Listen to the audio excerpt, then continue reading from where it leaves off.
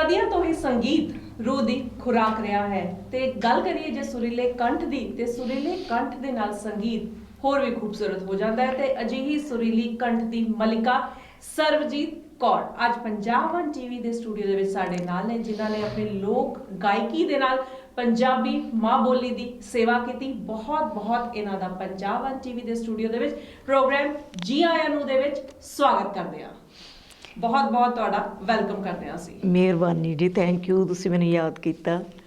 ਸਰਬਜੀਤ ਜੀ ਜਿਨ੍ਹਾਂ ਨੂੰ ਅਸੀਂ ਕੋਕੇਵਾਲੀ ਸਰਬਜੀਤ ਕੋਕੇਵਾਲੀ ਦੇ ਨਾਂ ਤੋਂ ਵੀ ਜਾਣਦੇ ਹਾਂ ਤੇ ਪ੍ਰੋਗਰਾਮ ਦੀ ਸ਼ੁਰੂਆਤ ਦੇ ਵਿੱਚ ਹੀ ਕਿਉਂ ਨਾ ਕੋਕੇ ਤੋਂ ਸ਼ੁਰੂਆਤ ਕਰੀਏ। ਠੀਕ ਹੈ ਜੀ।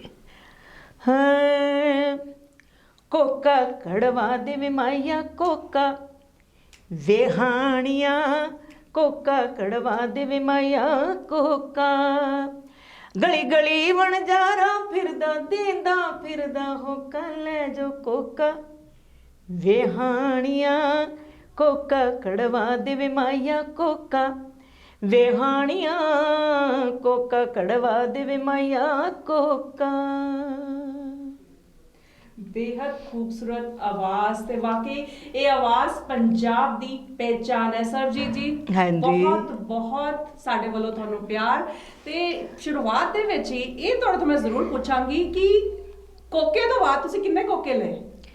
कोका मेरा एडा माया ढीठ कोका ही नहीं हाले ते लैके दिता, देख लो निक्का जिहा पाया है ना, बड़ी मुश्किल ना बचपन की ਤੁਹਾਡੀ ਗੱਲ ਕਰੀਏ ਤੇ ਬਚਪਨ ਤੁਹਾਡਾ ਕਿਹੋ ਜਿਹਾ ਸੀ, ਕਿੱਥੇ ਤੁਹਾਡਾ ਜਨਮ ਹੋਇਆ, ਕਿੱਥੇ ਬਚਪਨ ਬੀਤਿਆ। ਮੈਂ ਡਿਸਟ੍ਰਿਕਟ ਕਪੂਰਥਲਾ ਦੰਦੂਪੁਰ ਇੱਕ ਪਿੰਡ ਛੋਟਾ ਜਿਹਾ ਉੱਥੇ ਪੈਦਾ ਹੋਈ ਸੀ। ਫਿਰ ਮੇਰੇ ਫਾਦਰ ਸੀ ਆਰਮੀ 'ਚ ਤੇ ਉਹ ਫਿਰ ਇੱਥੇ ਆ ਗਏ ਜਲੰਧਰ ਤੇ ਜਲੰਧਰ 'ਚ ਹੀ ਸਾਰਾ ਬਚਪਨ ਮੇਰਾ ਬੀਤਿਆ। ਮਤਲਬ ਤੁਹਾਡੀ ਪੜ੍ਹਾਈ ਸਾਰੀ ਜਲੰਧਰ ਦੇ? ਪੜ੍ਹਾਈ ਮੈਂ ਹਾਂਜੀ ਕੈਂਟ ਜੀ ਸਨਾਤਨ ਪੜ੍ਹਾਈ ਦੇ ਵਿੱਚ ਕਿੱਦਾਂ ਦੇ ਸੀਗੇ ਤੁਸੀਂ? ਜ਼ੀਰੋ। ਅੱਛਾ, ਪਤਾ ਕਿਉਂ ਕਿ ਮੈਡਮ ਨੇ ਕੀ ਕਰਨਾ, ਇੱਕ ਤਬਲਾ ਫੜਾ ਦੇਣਾ, ਉਹ ਵੀ ਵਿਚਾਰੇ ਪਤਾ ਨਹੀਂ ਦੁਖੀ ਸੀਗੇ ਤੇ ਮੇਰੇ ਸਾਰੇ ਪੀਰੀਅਡ ਮਿਸ ਕਰਾ ਦਿੰਦੇ ਸੀ ਤੇ ਤਬਲਾ ਫੜਾ ਦੇਣਾ ਮਿਊਜ਼ਿਕ ਦੀ ਕਲਾਸ 'ਚ, ਆਪ ਹਾਰਮੋਨੀਅਮ ਫੜ ਲੈਣਾ ਤੇ ਗਾਣਾ ਸ਼ੁਰੂ ਕਰਨਾ। ਉਹਨਾਂ ਨੇ ਹਿੰਦੀ ਗਾਣਾ ਗਾਉਣਾ ਤੇ ਮੈਨੂੰ ਕਹਿਣਾ ਵੀ ਚੱਲ, ਨਾ ਮੈਨੂੰ ਤਬਲਾ ਆਉਂਦਾ ਸੀ, ਐਵੇਂ ਟਿਕ ਟਿਕ ਮੈਂ ਕਰੀ ਜਾਣਾ ਤੇ ਉਹਨਾਂ ਨੇ ਕਹਿਣਾ, ਮੇਰਾ ਨਾਮ ਅਜੀਤ ਸੀ ਉੱਥੇ, ਬਾਅਦ 'ਚ ਬਦਲਿਆ, ਤੇ ਉਹਨਾਂ ਕਹਿਣਾ ਚਲੋ ਬੈਠੋ ਇਹ ਪਕੜ, तो क्लास च सारे पीरियड मेरे मिस हो जाने। उन्होंने कहना जिक्र होता है जब क़यामत का, खुद गाते सी ना, जिक्र होता है जब क़यामत का, तेरे जलवों की बात होती है, ये गाना तो मैं करना जिक्र होता है। उन्हें कहना मैं तुम्हें बोलती हूँ जिक्र, मैं फिर जिक्र होता है। ਹੁਣ ਇੰਨੇ ਬੱਚੇ ਛੋਟੇ ਨੂੰ ਜ਼ਿਕਰ ਔਰ ਜ਼ਿਕਰ ਦਾ ਕੀ ਪਤਾ ਹੈ ਨਾ, ਨਹੀਂ ਪਤਾ ਸੀ ਨਾ। ਤੇ ਬਾਅਦ ਚੋਂ ਫਿਰ ਮੈਂ ਜਦੋਂ ਵੱਡੀ ਹੋਈ ਤੇ ਫਿਰ ਥੋੜਾ ਗਜ਼ਲ ਨਾਲ ਮੇਰਾ ਰੁਝਾਨ ਗਿਆ, ਫਿਰ ਥੋੜਾ ਲਫ਼ਜ਼ਾਂ ਦਾ ਕਿ ਜ ਔਰ ਜ਼ 'ਚ ਕਿੰਨਾ ਕੀ ਫਰਕ ਹੈ, ਉਹ ਫਿਰ ਮੈਨੂੰ ਸਮਝ ਆਈ। ਫਿਰ ਮੈਨੂੰ ਹੁਣ ਯਾਦ ਆਉਂਦਾ ਕਿ ਮੈਡਮ ਕਿਉਂ ਕਹਿੰਦੇ ਹੁੰਦੇ ਸੀ, ਮੈਂ ਤੁਮੇ ਜ਼ਿਕਰ ਕਹਤੀ ਹੂੰ ਤੁਮ ਜ਼ਿਕਰ ਕਹਤੇ। ਇੱਕ ਹੋਰ ਜ਼ਿਕਰ ਇੱਥੇ ਕਰਾਂਗੇ, ਉਹ ਜ਼ਿਕਰ ਇਹ ਹੈ ਕਿ ਤੁਸੀਂ ਜਦੋਂ ਛੋਟੇ ਸੀਗੇ ਉਦੋਂ ਕੀ ਮਨ ਦੇ ਵਿੱਚ ਖਿਆਲ ਹੁੰਦਾ ਨਾ ਬੱਚਿਆਂ ਦੇ, ਕੋਈ ਕਹਿੰਦਾ ਵੱਡੇ ਹੋ ਕੇ ਡਾਕਟਰ ਬਣਨਾ ਹੈ, ਇੰਜੀਨੀਅਰ ਬਣਨਾ ਹੈ, ਤੇ ਤੁਸੀਂ ਸੋਚਿਆ ਸੀ ਕਿ ਕਦੀ ਮੈਂ ਇੰਨੀ ਵੱਡੀ ਲੋਕ ਗਾਇਕਾ ਦੇ ਰੂਪ ਦੇ ਵਿੱਚ ਆਪਣੀ ਪਹਿਚਾਣ ਬਣਾਉਂਗੀ? ਨਹੀਂ, ਕਦੀ ਵੀ ਨਹੀਂ। ਮੇਰੇ ਫਾਦਰ ਨੂੰ ਥੋੜਾ ਸ਼ੌਕ ਸੀਗਾ ਕਿਉਂਕਿ ਹਰ ਜਗ੍ਹਾ ਹੀ ਮੈਂ ਦੱਸ ਕੇ ਹੁਣ ਤਾਂ ਬੁੱਢੀ ਹੋ ਗਈ ਕਿ ਗਰੀਬੀ ਇੱਕ ਹੁੰਦੀ ਹੈ ਵੀ ਜਿਹਦੀ ਵਜ੍ਹਾ ਨਾਲ ਮੇਰੇ ਫਾਦਰ ਸੋਚਦੇ ਸੀ ਵੀ ਚਲੋ ਪੈਸਾ ਆ ਜਾਊਗਾ। ਉਹ ਬੀਬਾ ਜੀ ਦੇ ਬੜੇ ਫੈਨ ਸੀ ਤੇ ਅਸੀਂ ਛੋਟੇ ਹੁੰਦੇ ਸਕੂਲ 'ਚ ਹਿੰਦੀ ਗਾਣੇ ਨਾ ਸੁਣਦੇ ਹੁੰਦੇ ਸੀ। ਉਦੋਂ ਇਹ ਵੀ ਨਹੀਂ ਪਤਾ ਹੁੰਦਾ ਸੀ ਇਹ ਲਤਾ ਜੀ ਦੇ ਜਾਂ ਆਸ਼ਾ ਜੀ ਦੇ, ਹੈ ਨਾ, ਤੇ ਇਹ ਪਤਾ ਸੀ ਵੀ ਇੱਦਾਂ ਦਾ ਗਾਉਣਾ। ਤੇ ਉਹ ਬੀਬਾ ਜੀ ਨੂੰ ਇੱਕ ਦੋ ਪ੍ਰੋਗਰਾਮ 'ਚ ਮੈਨੂੰ ਲੈ ਗਏ ਸੀ ਤੇ ਉਹਨਾਂ ਦੇ ਦਿਮਾਗ ਸੀ ਕਿ ਬੀਬਾ ਜੀ ਵਾਂਗੂ ਇਹ ਮਸ਼ਹੂਰ ਹੋਊਗੀ ਤੇ ਪੈਸੇ ਬੜੇ ਆਉਣਗੇ, ਹੈ ਨਾ। ਤੇ ਉਹ ਮੈਨੂੰ ਹੇਕ ਵਾਲੇ ਗਾਣੇ ਨਹੀਂ ਆਉਂਦੇ ਸੀ, ਫਿਰ ਮੈਂ ਉਹ ਸ਼ੁਰੂ ਕੀਤਾ, ਹੇਕ ਲਾਉਣੀ ਸਿੱਖੀ, ਮਿਰਜ਼ਾ ਸਾਹਿਬਾਂ ਗਾਇਆ, ਹੀਰ ਗਾਈ, ਇੱਦਾਂ ਦੇ ਮਤਲਬ ਸਿੱਖਿਆ ਫਿਰ ਜੀ। ਤੇ ਉਸ ਵੇਲੇ ਤੁਸੀਂ ਕੀ ਸੋਚਦੇ ਸੀ, ਮਨ ਦੇ ਵਿੱਚ ਕੀ ਵਿਚਾਰ ਸੀ, ਕੀ ਬਣਨ ਦਾ ਖਿਆਲ ਆਉਂਦਾ? ਨਹੀਂ, ਮੈਂ ਤਾਂ ਡਰੈਸਾਂ ਦੇਖ ਕੇ ਚੇਂਜ ਕਰ ਲੈਂਦੀ ਸੀ। ਕਦੀ ਮੈਂ ਆਰਮੀ 'ਚ ਜਾਣਾ ਹੈ, ਕਦੀ ਮੈਂ ਜੇ ਨਰਸ ਦੀ ਡਰੈਸ ਦੇਖਣਾ ਤੇ ਮੈਨੂੰ ਲੱਗਣਾ ਮੈਂ ਨਰਸ ਬਣਨਾ ਹੈ। ਮੈਂ ਹਰ ਸਾਲ ਮਤਲਬ ਚੇਂਜ ਹੀ ਰਹਿੰਦੀ ਸੀ ਵੀ ਮੈਂ ਆਹ ਬਣਨਾ, ਪਰ ਸਿੰਗਰ ਨਹੀਂ ਕਦੀ ਸੋਚਿਆ ਸੀ। ਤੇ ਫਿਰ ਕਿਹਦੇ ਤੋਂ ਤੁਸੀਂ ਪ੍ਰਭਾਵਿਤ ਹੋਏ ਕਿ ਜਦੋਂ ਮਨ ਦੇ ਵਿੱਚ ਇਹ ਖਿਆਲ ਆਇਆ ਕਿ ਹਾਂ ਇਹ ਇਸ ਚੀਜ਼ ਨਾਲ ਮੈਨੂੰ ਪਿਆਰ ਹੈ, ਗਾਇਕੀ ਨਹੀਂ ਮੇਰੇ ਹੁਣ ਲਈ ਤੇ ਇੰਨਾ ਪਿਆਰ ਹੈ ਕਿ ਹੁਣ ਤੇ ਇਹ ਨਾ ਮਤਲਬ ਨਸਾਂ ਦੇ ਵਿੱਚ ਵਸ ਗਿਆ ਨਾ, ਤੇ ਹੁਣ ਰਹਿ ਨਹੀਂ ਹੁੰਦਾ। ਪਰ ਉਦੋਂ ਇਹ ਸੀ ਕਿ ਮੇਰੇ ਫਾਦਰ ਦੇ ਇੱਕ ਦੋਸਤ ਸੀਗੇ ਚਰਨਦਾਸ ਸਫਰੀ, ਉਹ ਸਿੰਗਰ ਸੀਗੇ ਰੇਡੀਓ ਤੇ ਉਹਨਾਂ ਨੇ ਫਿਰ ਮੈਨੂੰ ਇਸ ਲਾਈਨ 'ਚ ਪਾ ਦਿੱਤਾ। ਇੱਥੇ ਰਵੀ ਸ਼ਰਮਾ ਨਾਮ ਦੇ ਇੱਕ ਟਰੁੱਪ ਸੀਗਾ ਗਵਰਨਮੈਂਟ ਦਾ, ਸੈਂਟਰ ਗਵਰਨਮੈਂਟ ਦਾ, ਉੱਥੇ ਫਿਰ ਉਹਨਾਂ ਨਾਲ ਮੈਨੂੰ ਮਿਲਾਇਆ ਤੇ ਫਿਰ ਮੈਂ ਸੈਂਟਰ ਗਵਰਨਮੈਂਟ ਦੇ ਪ੍ਰੋਗਰਾਮ ਬੜੇ ਕੀਤੇ, ਆਰਮੀ 'ਚ ਕੀਤੇ, ਬਾਰਡਰਾਂ 'ਤੇ ਕੀਤੇ, ਉਹਨਾਂ ਨਾਲ ਜਾ ਕੇ ਮਹੀਨਾ ਅਸੀਂ ਬਾਹਰ ਹੀ ਰਹਿੰਦੇ ਸੀ। ਤੇ ਉਦੋਂ ਸੈਂਟਰ ਗਵਰਨਮੈਂਟ ਦੀ ਪੇਮੈਂਟ ਤਾਂ ਕੁਛ ਨਹੀਂ ਹੁੰਦੀ ਸੀ, ਲੇਕਿਨ ਅਸੀਂ ਬਹੁਤ ਪ੍ਰੋਗਰਾਮ ਕਰਦੇ ਹੁੰਦੇ ਸੀਗੇ ਉੱਥੇ, ਮਤਲਬ ਵੀ ਆਰਮੀ 'ਚ। ਤੇ ਮੇਰਾ ਆਰਮੀ 'ਚ ਫਿਰ ਬਹੁਤ ਇੰਟਰਸਟ ਸੀ ਕਿ ਮੇਰਾ ਕੋਈ ਘਰੋਂ ਵੀ ਆਰਮੀ 'ਚ ਹੀ ਬਣੇ ਨਾ ਬੱਚਾ, ਤੇ ਬਾਈ ਚਾਂਸ ਉਹ ਨਹੀਂ ਹੋ ਪਾਇਆ। ਇੱਦਾਂ ਮੈਨੂੰ ਮੈਂ ਬਦਲਦੀ ਰਹਿੰਦੀ ਸੀ, ਮੈਂ ਕਿੱਦਾਂ ਕੀ ਬਣਨਾ। ਤੇ ਜੇ ਗੱਲ ਕਰੀਏ ਗਾਇਕੀ ਦੇ ਸਫ਼ਰ ਦੀ, ਤੇ ਗਾਇਕੀ ਦੇ ਸਫ਼ਰ ਦੀ ਸ਼ੁਰੂਆਤ ਕਿੱਥੋਂ ਹੋਈ? ਗਾਇਕੀ ਦੇ ਫਿਰ ਉੱਥੋਂ ਹੀ, ਜਦੋਂ ਸੈਂਟਰ ਗਵਰਨਮੈਂਟ ਦੇ ਮੈਂ ਪ੍ਰੋਗਰਾਮ ਕਰਦੀ ਸੀ ਤਾਂ ਉੱਥੋਂ ਹੀ ਸ਼ੁਰੂਆਤ ਹੋ ਗਈ ਜੀ, ਗਵਰਨਮੈਂਟ ਦੇ ਪ੍ਰੋਗਰਾਮ ਕਰਨੇ। ਉਹਦੇ ਬਾਅਦ ਫਿਰ ਰਵੀ ਸ਼ਰਮਾ ਦੇ ਨਾਲ ਹੀ ਮੇਰੀ ਮੈਰਿਜ ਹੋ ਗਈ, ਤੇ ਫਿਰ ਮੇਰੇ 2 ਬੱਚੇ, ਅਮਿਤ ਸ਼ਰਮਾ ਔਰ ਮੀਨਾਕਸ਼ੀ ਸ਼ਰਮਾ, ਔਰ ਉਹਦੇ ਬਾਅਦ ਫਿਰ ਬਸ ਚੱਲੀ ਜਾ ਰਿਹਾ। ਅੱਛਾ, ਜੇ ਗੱਲ ਕਰੀਏ ਤੁਹਾਡੇ ਪੇਕੇ ਪਰਿਵਾਰ ਦੀ, ਤੇ ਪੇਕੇ ਪਰਿਵਾਰ ਦੇ ਵਿੱਚ ਕਿਸੇ ਦਾ ਗਾਇਕੀ ਦੇ ਵੱਲ ਰੁਝਾਨ ਸੀਗਾ? ਕੋਈ ਸੋਚਦਾ ਸੀ ਇਸ ਕਿਸੇ ਦਾ ਨਾ, ਕੋਈ ਨਹੀਂ।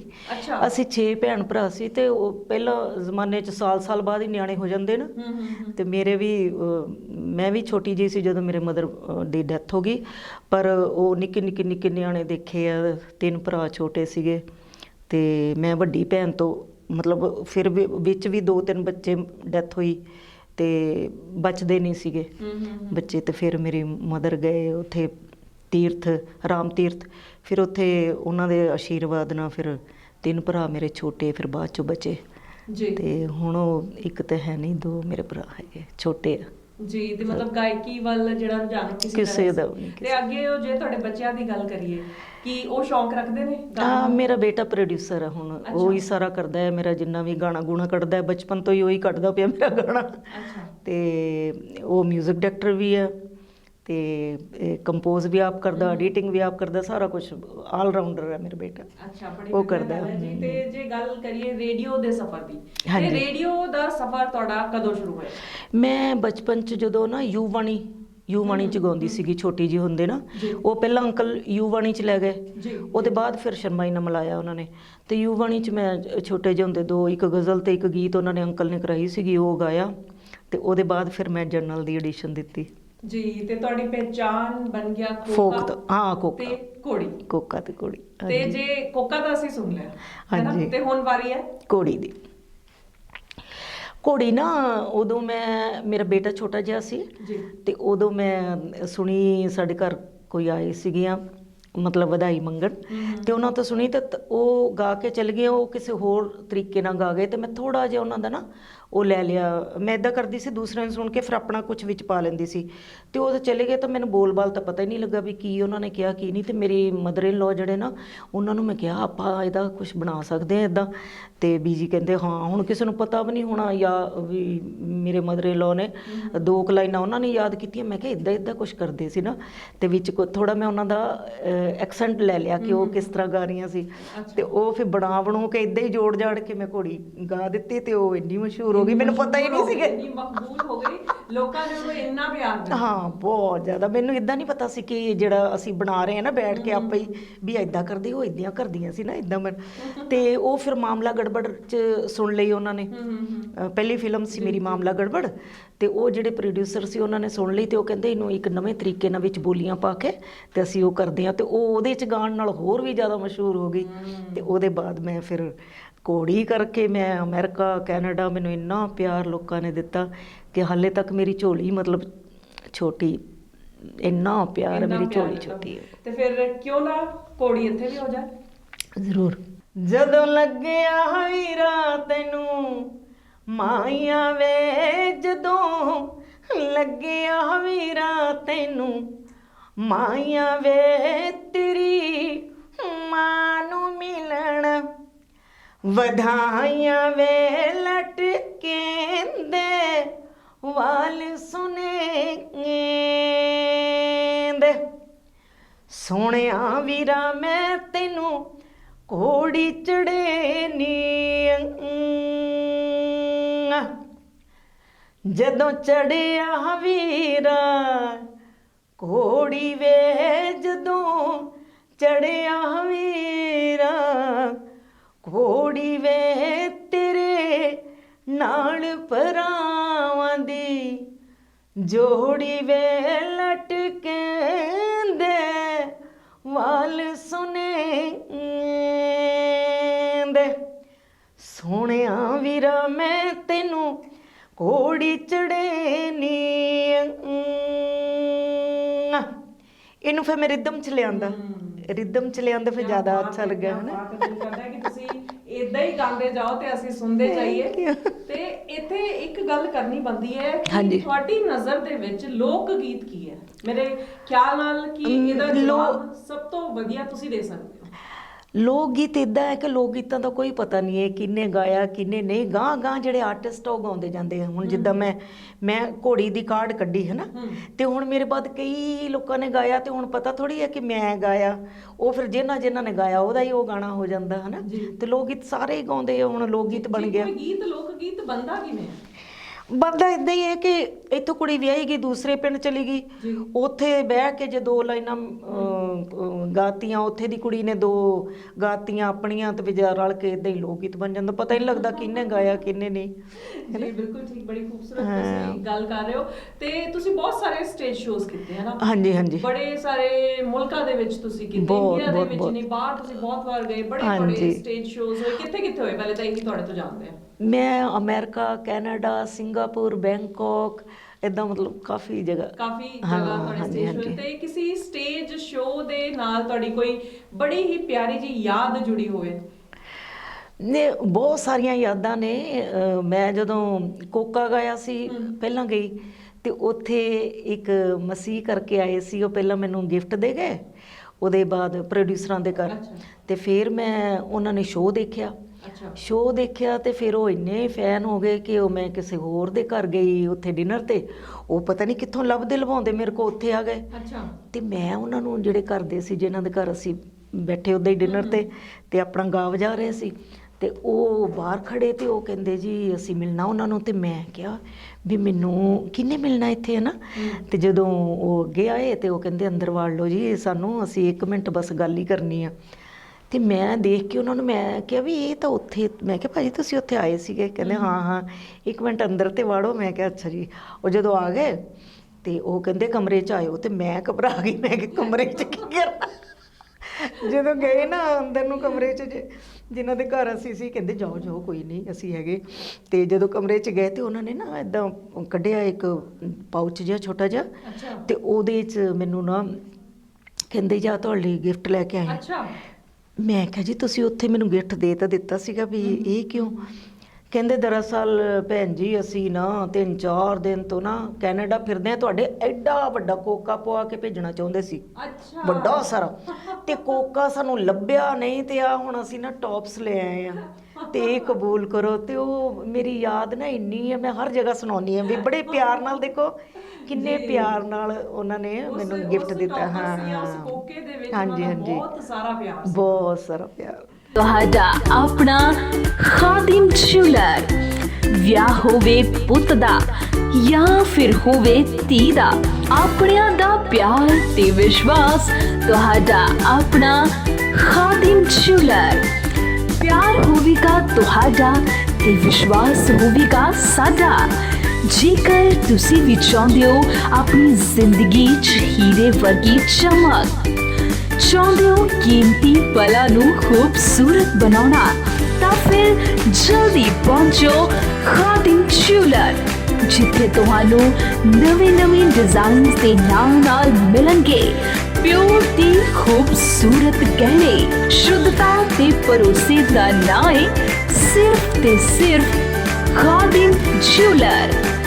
ਗੱਲ ਮੈਰਿਜ ਰਿੰਗ ਦੀ ਹੋਵੇ ਜਾਂ ਫਿਰ ਹੋਵੇ ਕੰਨਾਂ ਦੇ ਝੁਮਕਿਆਂ ਦੀ, ਜਾਂ ਫਿਰ ਹੋਵੇ ਗਲ ਦੇ ਰਾਣੀ ਹਾਰ ਦੀ, ਗੱਲ ਹੋਵੇ ਹੱਥਾਂ ਦੇ ਖੂਬਸੂਰਤ ਚੂੜੀਆਂ ਦੀ, ਤੁਹਾਡੀਆਂ ਖੁਸ਼ੀਆਂ ਦੇ ਵਿੱਚ ਖਰੇ ਸੋਨੇ ਵਾਂਗ ਚਮਕਦਾ ਏ।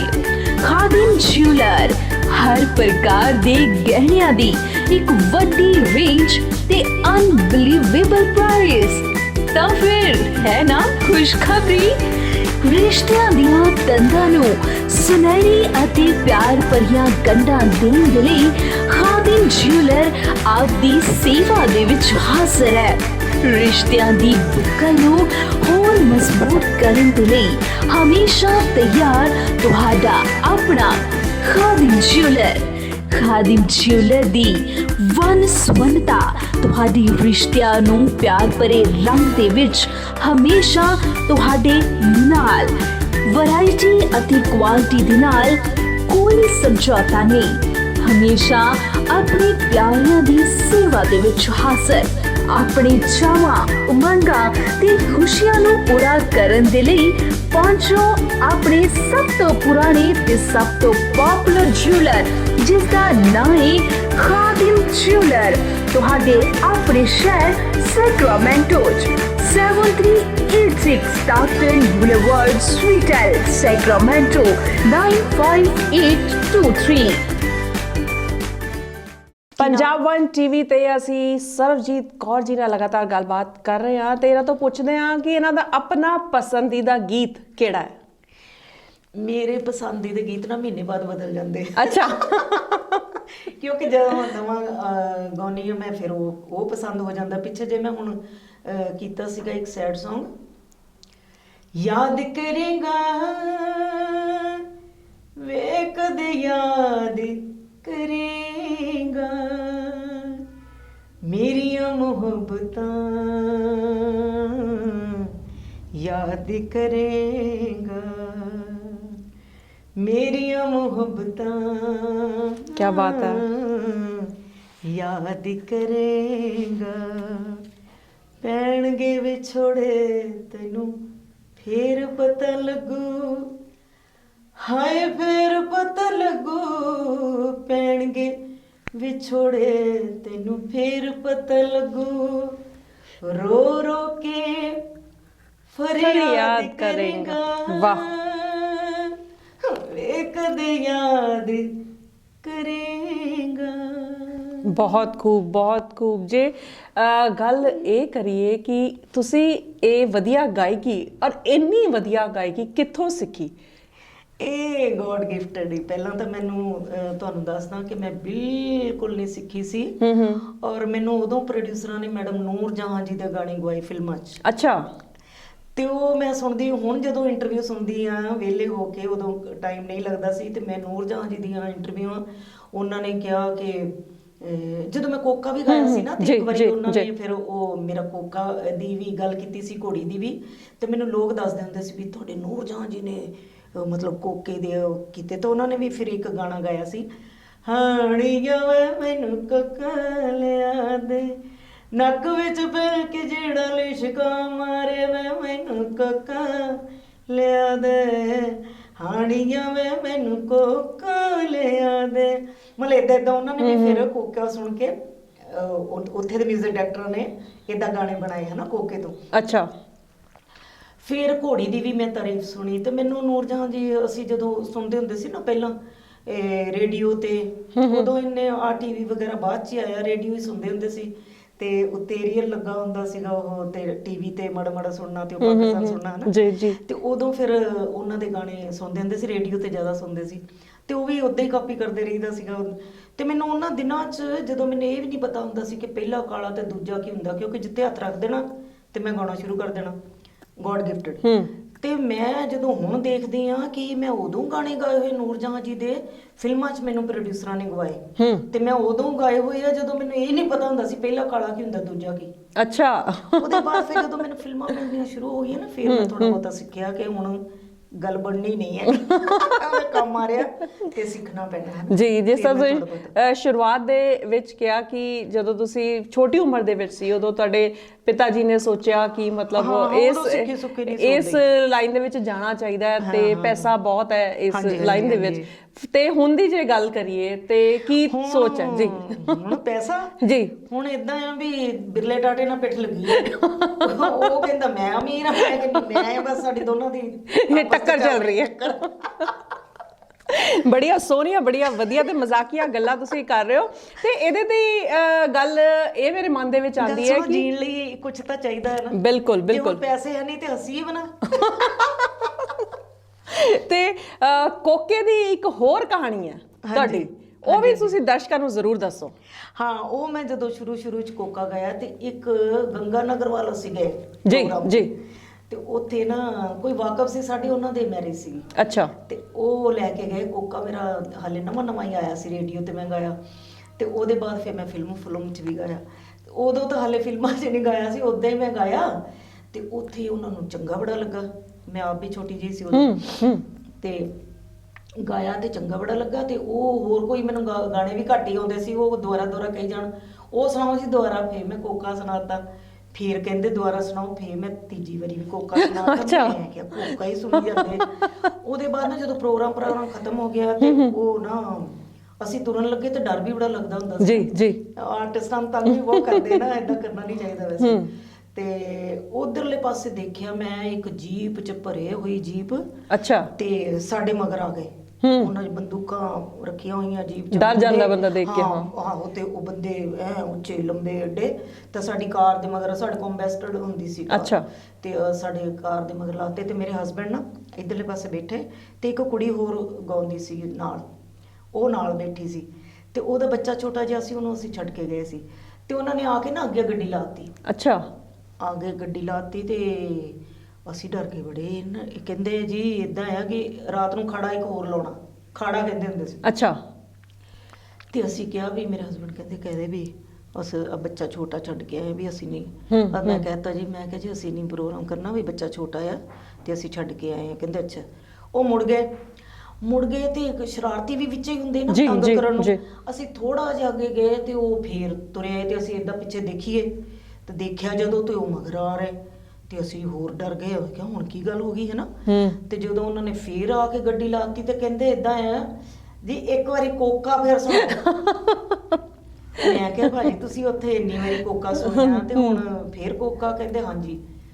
ਮੈਂ ਫਟਾਫਟ, ਮੇਰੇ ਹਸਬੈਂਡ ਨੇ ਨਾ ਏਦਾਂ ਕੋਣੀ ਮਾਰੀ ਵੀ ਫਟਾਫਟ ਗਾ ਕੰਮ ਕਰ। ਮੈਂ ਕੀਤਾ ਕੋਕਾ ਕਢਵਾ ਦੇ ਮਾਈਆ, ਕੋਕਾ ਆਵੇ ਹਾਣੀਆਂ, ਕੋਕਾ ਕਢਵਾ ਦੇ, ਬਸ ਖਤਮ ਹੋ ਗਿਆ। ਅਸੀਂ ਕਿ ਜਾਨ ਛੁੱਟੀ, ਅਸੀਂ ਨਾ ਆਪਣੀ ਗੱਡੀ ਅੱਗੇ ਤੋਰੀ ਤੇ ਉਹ ਮੁੜ ਗਏ। ਅਸੀਂ ਸਾਹ ਆਇਆ ਹਨਾ। ਥੋੜੀ ਜਿਹੀ ਦੇਰ ਬਾਅਦ ਦੇਖਿਆ ਫੇਰ ਮੁੜ ਕੇ ਆਇਆ। ਅੱਛਾ। ਸਾਡੇ ਫੇਰ ਹੋਰ ਸਾਹ ਅੰਦਰ, ਸਾਰੇ ਦੇ ਉੱਤੇ। ਅਸੀਂ ਕਿਉਂ ਹੁਣ ਕੀ ਹੋ ਗਿਆ? ਅਸੀਂ ਸੋਚੀਏ ਵੀ ਗੱਡੀ ਭਜਾ ਲਈਏ ਕਿ ਰੋਕੀਏ। ਫਿਰ ਸੋਚਿਆ ਚਲ ਰੋਕ ਹੀ ਲੈਂਦੇ ਹਨਾ। ਫੇਰ ਰੋਕੀ, ਫੇਰ ਮਗਰ ਆ ਗਏ, ਤੇ ਫੇਰ ਪਤਾ ਕੀ ਕਹਿਣ ਲੱਗੇ? ਕਹਿੰਦੇ ਵੀ ਗੱਲ ਇਹ ਆ ਜਿੱਦਾਂ ਉੱਥੇ ਕਿਹਾ ਸੀ ਨਾ, ਵੇਹਾਣੀਆਂ, ਏਦਾਂ ਨਹੀਂ ਇੱਥੇ ਕਿਹਾ। ਅੱਛਾ। ਓਦਾਂ ਕਹੋ ਤਾਂ ਫੇਰ ਅਸੀਂ ਜਾਣਾ। ਫੇਰ ਮੈਂ ਓਦਾਂ ਕਿਹਾ, ਵੇਹਾਣੀਆਂ ਕੋਕਾ ਕੜਵਾ ਦੇਵੇ ਮਾਈਆ। ਫੇਰ ਕੀ ਬਾਤ ਹੈ। ਬੜੀ ਵਧੀਆ ਗੱਲਾਂ ਅਸੀਂ ਸਰਬਜੀਤ ਕੌਰ ਜੀ ਨਾਲ ਕਰ ਰਹੇ ਹਾਂ, ਤੇ ਬੜੇ ਹੀ ਨਹੀਂ ਪਿਆਰ ਵੀ ਮਿਲਦਾ, ਉਹਦਾ ਪਿਆਰ ਵੀ ਹੈ ਇਹਦੇ 'ਚ। ਦੇਖੋ ਕਿੰਨਾ ਪਿਆਰ ਆ ਉਹਨਾਂ ਦਾ ਹਨਾ। ਤੇ ਜੇ ਸੋਚਿਆ ਜਾਵੇ ਪਿਆਰ ਵੀ ਹੈ, ਤੇ ਅਗਲੇ ਨੂੰ ਡਰਾ ਵੀ ਦਿੱਤਾ ਨਾ। ਮੈਨੂੰ ਸਾਡੇ ਸਾਹ ਵੀ ਉੱਤੇ ਦੇ ਉੱਤੇ, ਥੱਲੇ ਦੇ ਥੱਲੇ ਕਰਾਤੇ।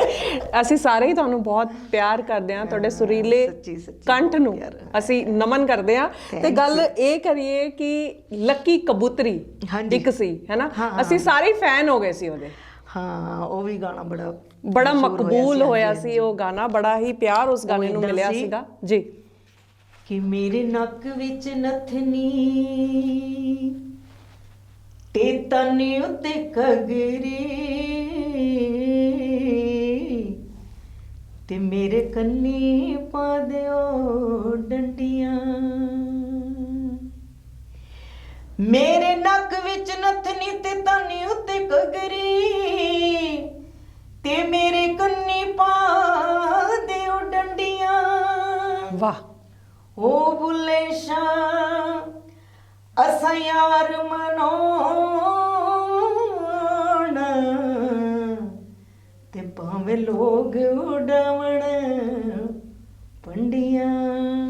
क्या बात है, क्या बात है। ਕਿ ਮੈਂ ਲੱਕੀ ਕਬੂਤਰੀ ਸਜਣਾ, ਮੈਂ ਲੱਕੀ ਕਬੂਤਰੀ ਸਜਣਾ, ਮੈਨੂੰ ਹਰ ਵੇਲੇ ਜੇ ਤੱਕਣਾ ਤੇ ਕੋਠੇ ਤੇ ਲਵਾ ਲੈ ਛਤਰੀ, ਹਾਏ ਕਿ ਕੋਠੇ ਤੇ ਲਵਾ ਲੈ ਛਤਰੀ, ਕਿ ਮੈਂ ਲੱਕੀ ਕਬੂਤਰੀ ਸਜਣਾ, ਮੈਂ ਲੱਕੀ ਕਬੂਤਰੀ। क्या बात है, क्या बात है, क्या बात है। म्यूजिक बगैर ਤੁਹਾਨੂੰ ਪਤਾ ਹੈ ਨਾ ਗਾਣਾ ਅੱਧਾ ਰਹਿ ਜਾਂਦਾ, ਅੱਧੇ ਤੋਂ ਵੀ ਅੱਧਾ।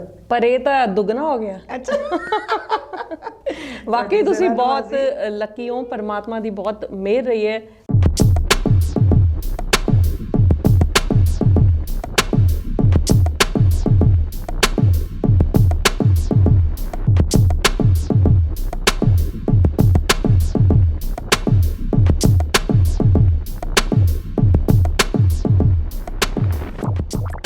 For more updates, download Punjab One TV app free on Roku, Tikri TV, Google Play Store, iOS. Like, follow and share our Facebook page. YouTube channel भी subscribe कर सकते हो।